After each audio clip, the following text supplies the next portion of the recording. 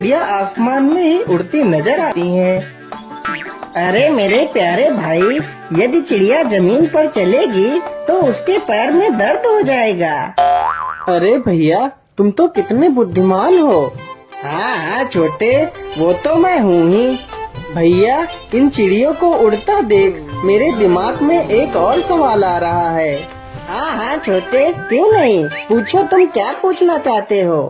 भैया, यदि पंख लगाकर ये चिड़िया उड़ सकती हैं, तो क्या हम दोनों भी पंख लगाकर उड़ सकते हैं? तो फिर हमें भी जमीन पर चलने की कोई आवश्यकता नहीं होगी। हम भी अपनी बकरियों को लेकर आसमान में उड़कर बकरियां चराने के लिए ले जाया करेंगे।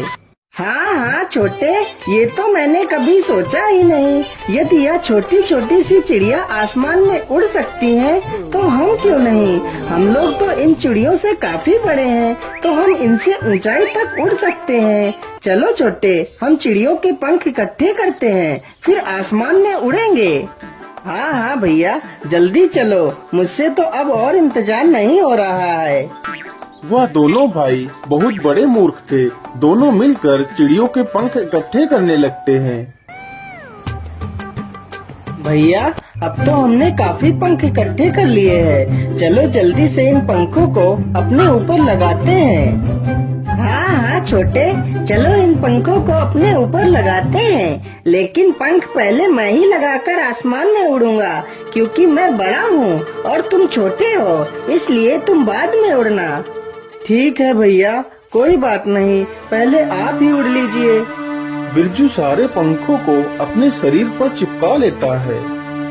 चलो चलो, अब उस पेड़ पर चढ़कर नीचे कूदते हैं और हवा में उड़ते हैं। बिरजू तुरंत ही पेड़ पर चढ़ जाता है और पेड़ से छलांग लगा देता है। छलांग लगाते ही बिरजू जमीन पर धड़ाम से गिरता है। हाय हाय मोरी मैया, मेरी तो कमर ही टूट गई रे। अरे भैया, आपने ये क्या किया? आपने इतनी पास से छलांग क्यों लगा दी? आपको और ऊपर जाकर छलांग लगाना चाहिए था, तभी तो आप आसमान में उड़ सकते थे। अरे अरे, बंद कर अपनी बकवास। तेरे फालतू के सवालों के चक्कर में मैंने अपनी कमर तुड़वा ली। अगर और ऊपर जाता तो सीधे ऊपर ही चला जाता, बेवकूफ। कुछ देर बाद बिरजू उठकर अपनी बकरियों के पास जाता है।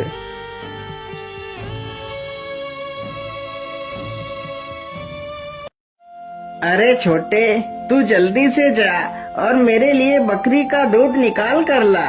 और हाँ, बकरी का ज्यादा दूध मैं ही पीऊंगा, क्योंकि मैं तुझसे ज्यादा बुद्धिमान हूँ। अरे भैया, आप रोज रोज खुद को ही ज्यादा बुद्धिमान बताकर सारा दूध खुद ही पी जाते हैं। आज ज्यादा दूध मैं पीऊंगा, क्योंकि मैं भी तुमसे कम बुद्धिमान नहीं हूँ। अरे नहीं नहीं, ज्यादा दूध तो मैं ही पीऊंगा। ऐसे कैसे आप ज्यादा दूध पी सकते हैं? आज मैं भी देखता हूँ कि आप ज्यादा दूध कैसे पीते हैं। इसी प्रकार दोनों में बहस हो जाती है। तभी वहाँ पर एक ठग आ जाता है।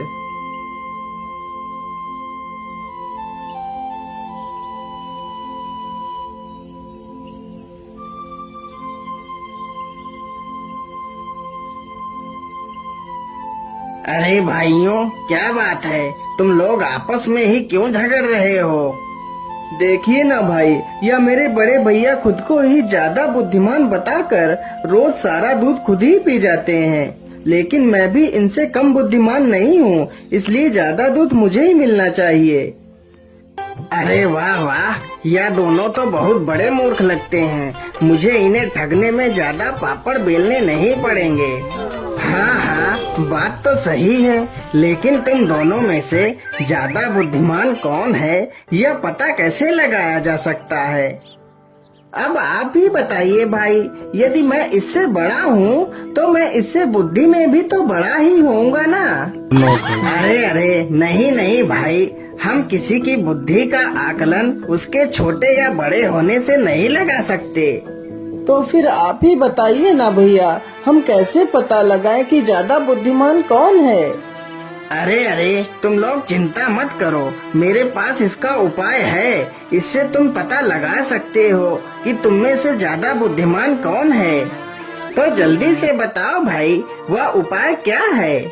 तुम दोनों मेरी बात को ध्यान से सुनो। तुम्हारे पास 4 बकरियां हैं। तुम दोनों 2-2 बकरी ले जाकर बाजार जाओ और बकरी बेचकर तुम दोनों में से जो ज्यादा पैसे लेकर आएगा वही ज्यादा बुद्धिमान होगा। दोनों भाई उस ठग की बात मानकर बकरी बेचने के लिए चले जाते हैं।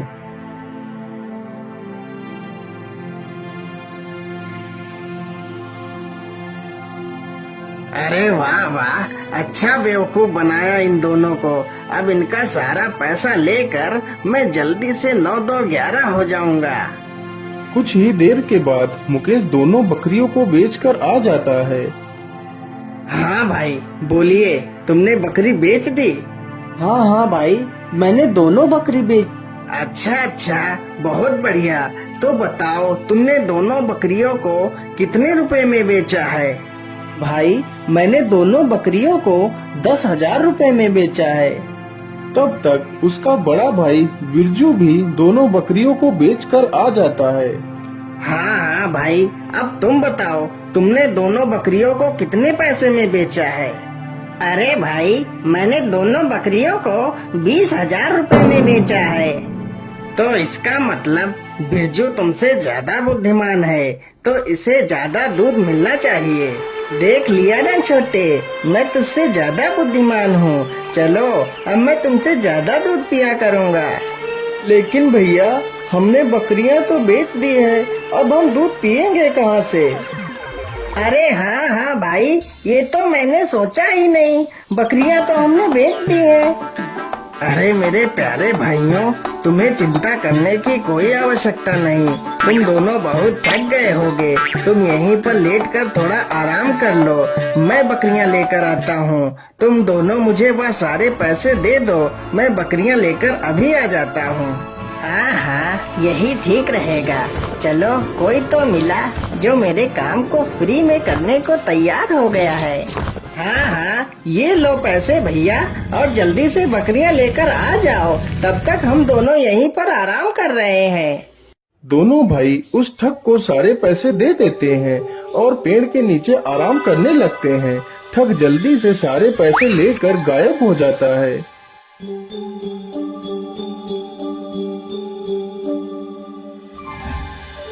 अरे बड़े भाई, उस आदमी को गए हुए तो काफी समय हो गया है, लेकिन वह अभी तक आया क्यों नहीं? हाँ छोटे, यह बात तो मैं भी सोच रहा हूँ। वह आदमी अभी तक आया क्यों नहीं? अब तो शाम होने वाली है, उसे अब तक तो आ जाना चाहिए था। अरे भैया, मुझे तो बड़ा डर लग रहा है। कहीं वह आदमी हमें उल्लू तो नहीं बना गया और हमारे सारे पैसे लेकर भाग गया होगा। हाँ हाँ छोटे, मुझे लगता है वह हमें उल्लू बनाकर चला गया है। हम तो उसे जानते भी नहीं थे। मुझे लगता है वह हमें मूर्ख बना गया है। चलो जल्दी से हम उस आदमी को ढूंढते हैं। दोनों भाई उसे ढूंढते हैं, लेकिन वह आदमी कहीं नहीं मिलता।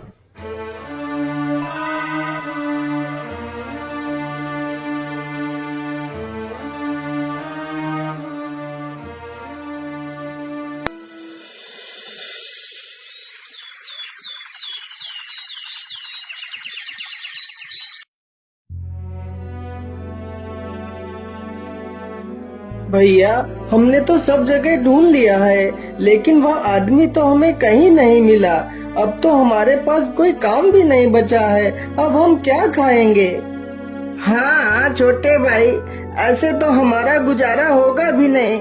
चलो कहीं चलकर काम ढूंढते हैं। दोनों भाई काम की तलाश में एक सेठ के घर पहुंच जाते हैं।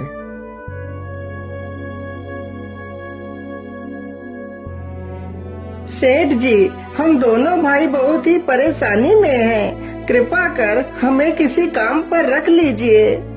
ठीक है, मैं तुम दोनों को काम पर रख सकता हूँ। तुम दोनों को रोज सुबह एक मटका तेल बेचकर आना है। इसके लिए मैं तुम्हें रोज 100 रुपए दूंगा। ठीक है सेठ जी, हम दोनों भाई आपके इस काम को कर लेंगे।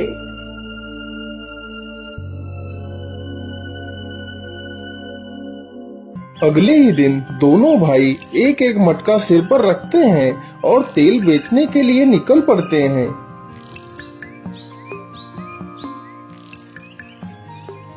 अरे अरे भाई, जरा रुक जाओ। मैं तो इस मटके को उठाते उठाते बहुत थक गया हूँ। पता नहीं उस सेठ ने इस मटके में क्या रख कर भेजा है, जरा देखता हूँ। जैसे ही बिरजू मटके का ढक्कन हटाकर देखता है तो वह चौंक जाता है। अरे बाप रे बाप, तभी मैं सोचूं यह मटका इतना भारी क्यों है। सेठ ने तो इसमें आदमी बैठा कर भेजा है। यह सेठ तो कितना होशियार है, हम दोनों पर नजर रखने के लिए आदमी को मटके में बैठा दिया ताकि हम तेल की चोरी ना कर पाएं। अरे हाँ भाई, सच में कहीं उस सेठ ने मेरे मटके में भी तो आदमी बैठा कर नहीं भेजा है। चलो मैं भी देख लेता हूँ। अरे राम राम राम, मेरे मटके में भी एक आदमी बैठा है। दोनों मूर्ख मटके में अपनी ही परछाई को देखकर उसे दूसरा आदमी समझ लेते हैं।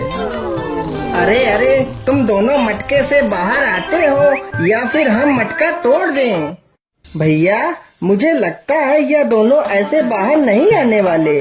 चलो हम मटका तोड़ देते हैं। दोनों भाई एक एक डंडा उठाते हैं और दोनों मटकों को तोड़ देते हैं तो सारा तेल बह जाता है।